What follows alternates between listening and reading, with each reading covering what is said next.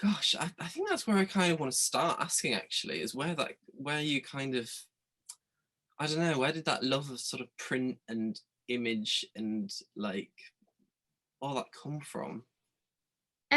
Well, I'm predominantly a photographer. Yeah. When I did my photography degree, I Hmm. realised that I didn't really fit into like a generic photographer box. So at the time, which was, without sounding ancient, it was like 2006. Yeah. And people were just they loved digital because Mm. it not fairly new. That makes me sound a lot older than I am, but people were really into digital photography and what like its capabilities and things like that. Whereas I was turning away from it. I've never liked digital photography, even when I was at college. Mm. So I was always trying to find like an alternative whilst I was at uni. And my alternative was darkroom. So experimenting in the darkroom, developing with different chemicals, making prints onto different surfaces and things like that. So I think that's where I originally sort of bought into printmaking, but is in photographic printmaking. Mm. And then when I went on to study my MA, Mm. it was a fine art MA. So I had chance then to combine my sort of love for image making and photography, but with other materials such as printmaking and screen printing and artist books really. And it was there that I did a project called Garden Book Club, Mm. and that was based on vintage books because it was all based around the like how-to guides, the how-to gardening guides that you find in charity shops. Yeah. Yeah. So it's that ephemera that all my work comes back to, like scrapbooks, family albums, Mm. tickets, things like that. And I think that's where my my love of printmaking is, because everything like that is made through print. So I guess it comes from there really. And I just, as I say, I'm not a big fan of a big glossy print. I quite like a handmade Yeah. tactile object. It's under that DIY umbrella kind of. Yeah, yeah. I like to see the process and I like to see that somebody's involved in the artwork. And I think that's where I just have, and I used to try and shy away from it because I used to think people wouldn't take me seriously as like an image maker. Mm. But then I got to a point where I just thought, oh, sod this. I'm just going to do what I want to do. So, I mean, it's interesting to me that you use the term image maker because I use that too, mm, and it interests me that you've come about it from a not not knowing what you're doing perspective, but more like an mm, outsider perspective. Like I'm not into the whole quite modern, flashy, glossy aesthetic, digital mhm, camera aesthetic. You much prefer the kind of, you know, mm, handmade aesthetic. But because personally, that's yeah, a lot of that I can 100% like resonate with, like mhm. even in my own way of thinking. Um, but yeah, no, that's I'd love that. I love that so much. So, what were the initial ideas for Place that you had? Was it always set out to be a kind of film and book? No, originally, so I was sort of battling with how to approach this theme that I'd come across about going home and it not feeling like home. And I thought, "Oh, this is really sad. I don't know what to do." And I thought, well, how can I do it creatively? So then, about 2 years ago, I sent out postcards to people in Scarborough who still lived in Scarborough to tell me what their version of home was. So that was the starting point. So I posted out about 25 postcards to people. And I just I wanted them to tell me what home was to them. So then hopefully there was something that I could resonate with. So it was purely it was quite selfish to start with because I wanted to sort of piggyback on everybody else's home, feelings of home. Um, but then I put it to one side because I didn't know what to do with it. I didn't want to go to Scarborough and photograph these tourists. The Yeah, idea was that with the responses to the postcards, I was originally going to go and photograph those things. yeah, I thought it was going to be things like a bus stop up Barracliff. I thought it was going to be like a car park, but Yeah. then when people were sending them back, it was either to do with family, which isn't my family, and also things that I considered touristy. So I like fish and chips or the sea, or and I thought, well, I don't really want to go and just make the same project that a lot of people would make at the seaside, because that's not my version of home.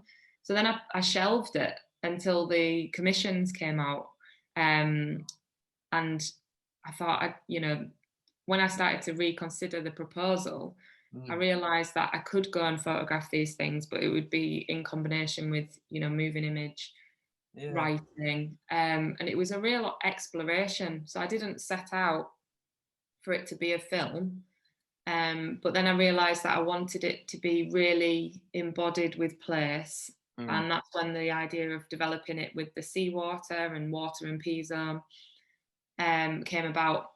And originally I was going to, well, I did actually make lots of handmade paper Mm. from postcards and newspapers of the days that I visited Scarborough to make the work. All And right. originally the collages were going to be on those, but it just didn't quite fit. It just looked a bit, I don't know, it just didn't quite fit. So I just wanted to have that connection. So Yeah. to answer your original question, no, it wasn't intended to be a film. It was originally going to be a set of photographs, Mm. but it didn't quite fit Mm. the work. Yeah. I love that idea of taking ephemera of the day you visited and using that as a kind of, I don't know, like a almost like a double entendre in it, sort of. Yeah, Yeah. yeah. That it comes back to that handmade aesthetic that you mentioned. I feel like I have to put as much as I can Hmm. of my experience into the work. So to me, that's quite obvious that, Yeah. right, what was happening on the day? Okay, so there's a newspaper out on that day. Let's get that. That's all the news is absorbed and into that Yeah. paper, You've and so archived. on. Yeah, yeah, and just so like when I'm collaging, thinking about how much can I put into this? How much can I pour into it? Hmm. That's interesting. I also liked how you picked up on other people's perspectives of Scarborough. Like you mentioned that, um, oh, fish and chips and seaside, and that isn't your Scarborough, but it's very much this kind of tangible view of what other people think Scarborough is. Mm. Um, I think that's a very Scarboroughian problem, actually. I think that's something that's quite I don't know, a lot of people who live here do take it for granted that, when Yeah, you get visitors who come for holidays, it's such a different, I don't know, experience for them. Whereas like, for us, we can do that and we can enjoy the sights as such. mm. And it's a really Yeah. interesting observation, actually. Yeah, I don't know. I don't associate my adolescence or my youth with the beach. That, but Hmm. then I can't imagine it without it. So it's this weird limbo that yeah, you're probably right that we completely took it for granted Oh, because that's what we've always known. But at the same time, it's like this weird limbo that you can't live without it and you can't live with it. It's just, I don't know. I never found it like, we used to go for a fair bit as a child, but it wasn't like a big treat. I don't know. yeah. It's just there. Mm. So I Live don't know. alongside it and you just live with it. Yeah, and fish and chips is like Friday tea Yeah, every week. yeah, So I know. And then you get people, you get the tourists and the visitors, and to them that's like, you know, yeah, but yeah, I don't remember tourists as a child. no, Like I don't remember going down the beach and it being crowded. yeah, that's interesting. But Well, whether that's a neither do I actually. Mm, no, yeah. is it something that but now if I go during the summer, Mm, I can't ignore it. I don't know if that's an age thing. Like when you're a child, you don't really take into yeah, you account don't things notice like it. that. You don't absorb Yeah. it. Yeah, but I never remembered my mum saying, it's so busy, or like stuff like that. Or maybe it's just grown in popularity. Nice one. Nice. So, oh gosh, I'm guessing there's a lot of kind of outsourcing for your project as well. I mean, you've already mentioned that there was a lot of outsourcing for it in Hmm. terms of kind of gathering ephemera and evidence from other people. Is that Hmm. something that you've always just liked to do, like gather, collect, and archive and document? Yeah. Yeah, very much so. So that's sort of the base of all my practice. As I mentioned, I'm a bit of a hoarder of ephemera. We always kept scrapbooks as children. My nana, who's in the work, who's mentioned on, there's a photograph of her. She kept a scrapbook of all our family's mentions in the Scarborough Evening News. Yeah. Um, we used to go out and collect rocks, shells, fossils, or anything basically. Yeah. I used to have collections of thimbles. I used to have collections of pin badges, beanie babies. You name it, I've collected it. Um, and and I've always kept scrapbooks of things I've done, photographs, and so on. Which I actually noticed is a lot harder now. Everything's online because I don't have as much paper ephemera. I don't seem to be collecting anything. Hmm. But outsourcing wise, yeah, I've always wanted to include it in the work, and I never knew how. And Hmm. that's how I started collaging, Yeah. because I realised that I could put the things that I'm seeing and I'm inspired by into work. Hmm. Um, and then I like to have other people involved. So I think that's a combination of a bit of an imposter syndrome, because I feel like if you get other people involved, it gives it more credibility because they Yeah. can tell you almost if it's a good idea or not by being involved. Okay. Um, and I don't like just to make work as sort of an individual and then release it. I like to talk through it. I like to get people sort of collaborating, and yeah. I guess what else do I outsource? I guess a lot of the resources are, Yeah. yeah. And then yeah, the originality I suppose comes out of the final product. Hmm. Um, and I tend to use writing a lot in it as well, which always is original, almost like a commentary. Hmm. You mentioned that you started this project and then it went on hold when you didn't know how to. Was that because of the pandemic, or was that just No, I didn't know where to take it. no? As I say, like the answer surprised me of the postcard. So I was a bit like, oh, I didn't think that's where that was going. And Hmm. then it stumped me really. Hmm. Um, and I don't get loads of opportunity to go and shoot. So I have to sort of pick my moments as well. Yeah. Got a 4-year-old daughter, so I've got to think, right, when can I go? And I tend to work better in like big spurts rather than Hmm. drip feeding. Yeah. So yeah, but I put it on hold because I didn't know what to do with it. So No. the postcards just Ah, sat in a little envelope for yeah. months. Quite lucky that it sort of came along and helped. Yeah. Definitely. Again. Yeah. Yeah, it was. I was really pleased with how it turned out. Hmm. Because I had a 2-year gap of starting it Hmm. and then finishing it. So it was amazing, really. Yeah. How do you feel the pandemic has affected your practice? I'm guessing not a lot of opportunities to go to charity shops and collect. Well, no, not as many as I'd like. um, it improved it Mm, yeah. massively. The first lockdown, I haven't been that productive since probably on my masters. Yeah. So that's what 2012. So I think I found it difficult to know how to react to the pandemic, and how I did that was creatively. So every day when obviously you're going out on your exercise, I was taking photographs and then put together the zine, and I had time. I had this random bank of time that I hadn't anticipated. And because my husband worked all the way through it, Mm, it was my excuse to hand over after he'd finished and childcare was handed over. It Yeah. was my excuse to go and have 2 hours doing something else because I wasn't allowed to do anything else in terms of going out. Yeah. So I would spend 2 hours in the loft, which is where my studio is, not just randomly, and just putting together this scene and almost having that structure of, right, okay, I need to finish the layout, I need to do this, I need to send it to print. It almost helped me concentrate on a structure other than lockdown. Yeah. Yeah.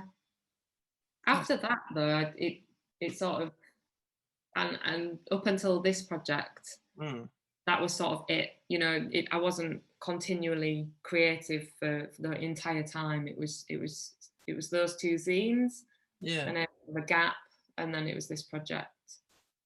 Gosh, do you know what? I think that's it. It's been really hard to like pinpoint a certain narrative for this kind of pandemic because everybody's experiences have been so varying and so like personally I found the second one kind of more good creatively than the first one, but that's really good. I love that. Yeah, I think it is interesting to hear, like, when, you know, people compare the lockdowns and people look Yeah, back and a you lot know, of and that, say, isn't there? It's a lot of yeah, thing. it's just weird. It's Yeah. bizarre because after the first one, because I was furloughed for the first one and not the second. Hmm. So I didn't really think about making work. And also we'd come to live with it, whereas before it was new. So it was like, right, I need to respond to this new thing Hmm. happening.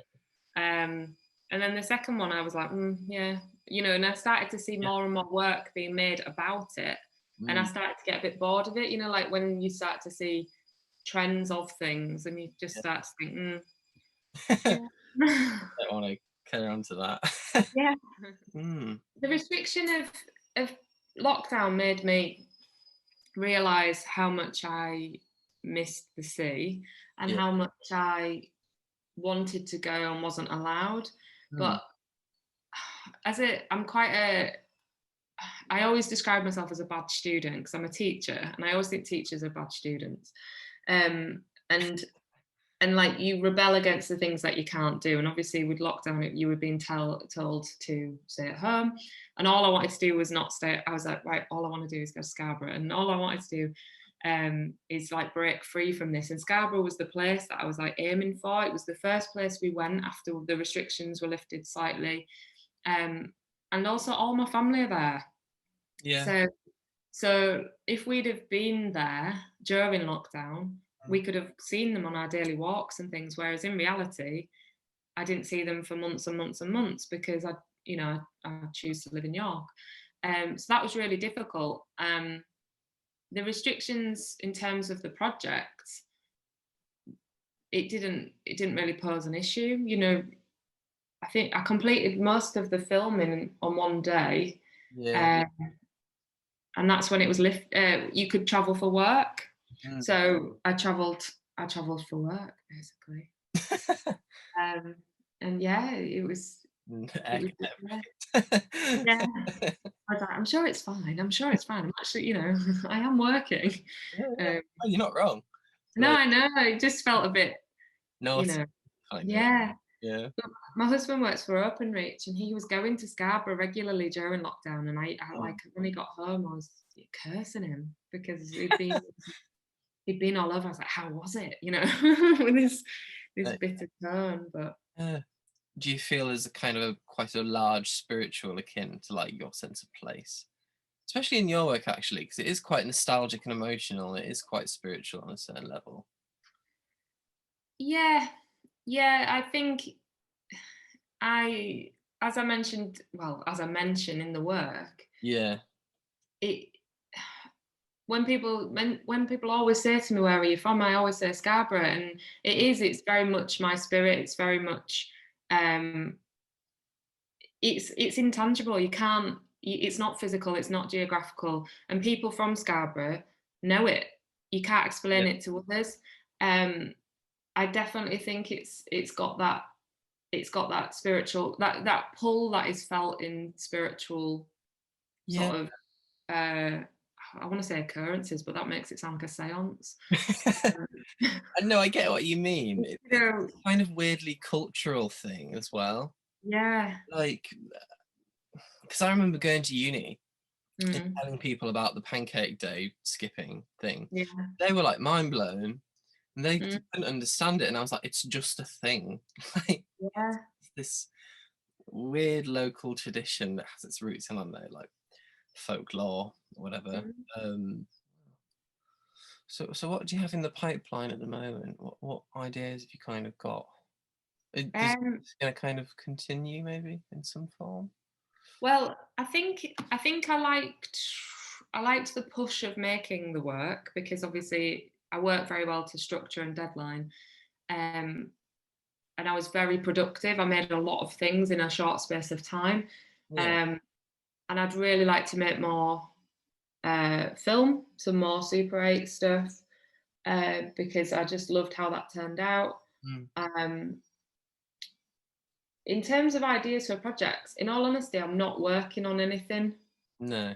right now, mainly because I'm writing my thesis for my doctorate. Ah, So I haven't even thought about anything sort okay. of creatively, That's to be quite honest. important. It's got to take up a. Yeah, yeah, and I go, as I say, I go in sort of spurts with it, where I'll get an idea and I'll cling on to it. The only projects I suppose that I've got creatively on, again, that's been shelved for the same amount of time as this, but hasn't been revisited, is something um, called Foreign Stamps, which is an artist book that looks at the weird and wonderful things we inherit from loved ones when they pass on. Based again on my nana. So Yeah. she didn't leave us anything. She lived on a house on Barracliff Road, and sort of died, and that it was very sort of unceremonious. But I got to go to my auntie's house and rifle through her things, and there was just this random box of crap. Basically, it just had like a protractor in it. It had a compass. It had like some sewing needles. Sure. Yeah, in a shopping list, and then I've brought this home and a few other bits and pieces, and I was like, what do I do with this? It's so like Yeah. pointless. And then I started talking to people again, getting people involved, and then I realised that other people do this as well. They get things from loved ones that they almost don't want, Yeah. but they're so sentimental that they have to keep them. So, like, my one of my friends inherited a lawnmower from his grandma and was like, it's great, but didn't really like my nana that much. And another one, like, my sister's, this is very sentimental to her, but she's got a sweatshirt of where her dad used to work. But obviously they're useless things. People think of inheritance as like house deposits and diamonds, and they're just almost these weird It's like objects. salt and pepper pots and Yeah, marks and whatnot. Like, yeah, yeah. yeah. So I got people to submit these pictures of these weird and wonderful objects, and that's become an artist book. I just need to get it printed, and really, to be Yeah. honest, it is laid out. I've got it, but it just hasn't gone anywhere. Yeah. Yeah, so I think that's the only thing creatively I'm working on. I love that. That's great. The Yeah. other project, there is another project actually, but I haven't really. It hasn't. It links with place. Yeah.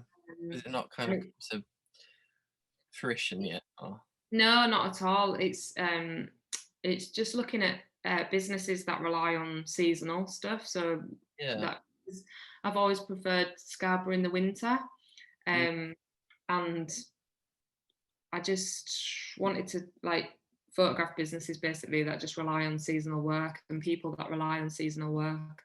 But yeah, it hasn't come to fruition. I guess it's quite seasonal. I have to wait for the winter. Yeah, I was gonna say it's Can yeah only do it once a year. a hell of a lot of it in Scarborough, I imagine. Though, like Yeah, I think a good proportion of it will be actually. yeah, yeah. My mum lives in Filey, and her business is hugely seasonal. Mm. Um, it's still open in winter, but summer is just crackers, you know, in terms of Yeah. the difference is insane. Mm. Yeah.